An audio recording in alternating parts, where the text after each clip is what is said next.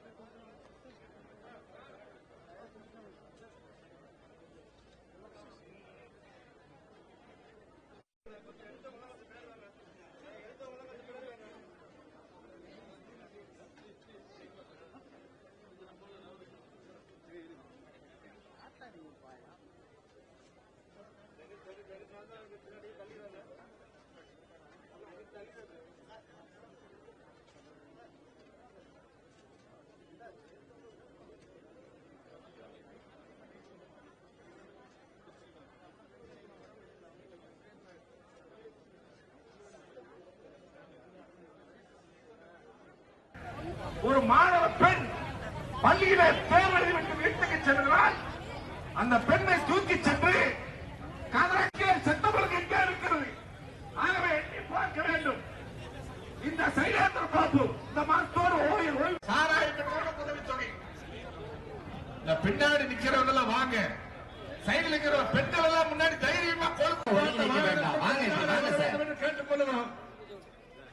ஆகவே சட்டம் ஒழுங்கு சீர்கட்ட இந்த கேடுகட்ட ஆட்சியிலே கிராம நிர்வாக நம்முடைய தமிழகம் முழுவதும் இருக்கக்கூடிய அமைப்பு ரீதியாக 76 மாவட்டங்களிலே இந்த கண்டன ஆர்ப்பாட்டம் நடைபெற்றுக் கொண்டிருக்கிறது.